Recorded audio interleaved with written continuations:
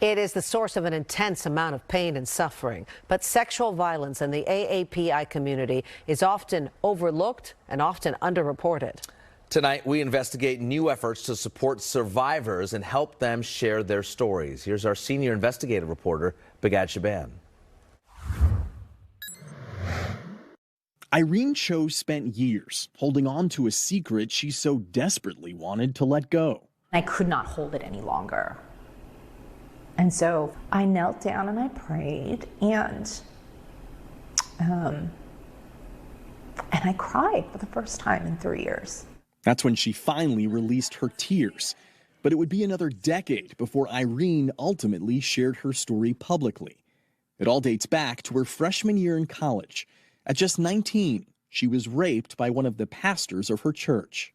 Looking back now, I was being groomed. I met my offender when I was 15. I was estranged from my dad, and this person somewhat adopted me and my mom, and I felt so safe. Irene is from California, but her family immigrated from South Korea and taught her to revere her elders, especially those in the church.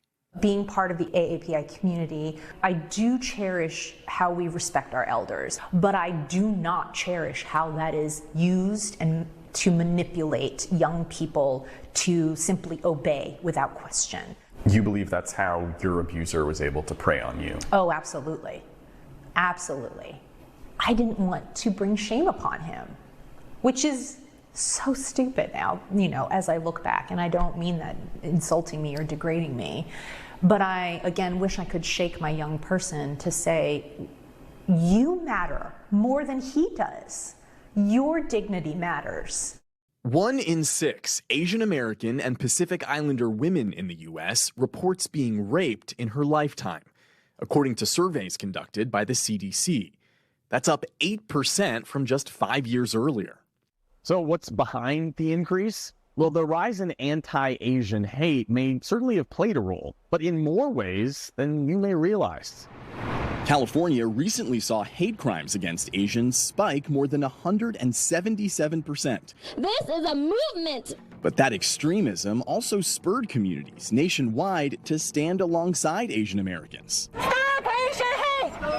That, paired with the Me Too movement, has given some victims the courage to come forward and get the care they need, especially during the pandemic, when lockdown policies exacerbated the risk to those facing violence at home. The Asian Women's Shelter in San Francisco accepted more than 2,000 help requests from survivors and their children last year. At KFAM, Korean American Family Services in Los Angeles, sexual violence survivors seeking support increased 50%. And the Sikh Family Center, which operates nationwide, says calls to its sexual violence crisis hotline spiked 160% in just 2 years. And so you're now seeing it talked about a lot more publicly. That's right. That's right. More publicly, but not enough. Monica Khan has spent the past 25 years helping hundreds of survivors of sexual violence. She's a former immigration attorney who now heads the Asian Pacific Institute on Gender-Based Violence. The nonprofit, headquartered in Oakland, focuses on advocacy and education. She says part of the difficulty in understanding the impact of sexual violence is that AAPI survivors are often all lumped together into a group of roughly 50 countries and more than 100 languages. We're not a monolith. We are many different ethnicities and cultures woven together.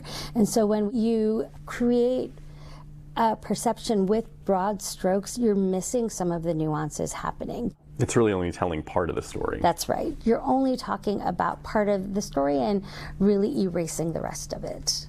For example, domestic abuse rates in the U.S. for Chinese and Japanese victims are fairly similar, but rates for Korean, Indian, Filipino, and Vietnamese survivors are roughly double. And even when data is available, it may still be incomplete, since advocates say culturally, AAPI survivors may be particularly hesitant to share their stories. And so that also contributes to just not knowing when this happens in our communities. So you're convinced this issue may be a lot worse than we realize? Absolutely. I was raised in an environment where violence happened regularly to the point where it was normalized. The nonprofit Freely in Hope works to empower survivors of sexual violence by providing them education and counseling. The work is focused in Kenya and Zambia and was started by Nicole Lim, a San Francisco Bay Area native who first witnessed the impact of sexual violence as a documentary filmmaker. My work in photography and film has allowed me to experience stories not my own. She eventually decided to put down her camera in hopes of capturing real change. What I've experienced in my context of working in Africa, survivors are coming together to create their own communities of belonging where they know that they're not alone. There are similarities in the stories of pain as there are similarities in the stories of healing. And when those healing stories can be shared, I think that's how survivors can move forward together. In her book, Liberation is Here, Lim recounts what she's learned after spending more than a decade walking alongside sexual violence survivors in Africa. As a third-generation Chinese American, she says the experience has pushed her to explore her own cultural upbringing. One of the priorities for Asian communities is definitely, we are very communal, but often our community is based on what brings shame and what brings honor, which doesn't always expose truths.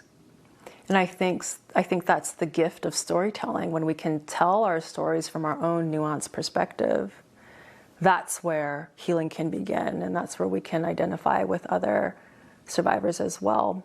Irene Cho says she didn't have that kind of community when she was abused, but she does now, and says other survivors shouldn't have to wait years before finding theirs. Change happens when we do things together. Shared stories matter. Sexual violence survivors and advocates will take part in a panel discussion next month in San Francisco about abuse in the church and what church leaders should be doing to prevent it. Two of the women you just heard from, Irene Cho and Nicole Lim of Freely in Hope, will take part, and I'll have the pleasure of moderating. We should also note I'm a volunteer board member of Freely in Hope. Now, to find out how you can reserve a seat, just log on to our website. That's NBCBayArea.com/investigations. With the investigative unit, I'm Bigad Shaban.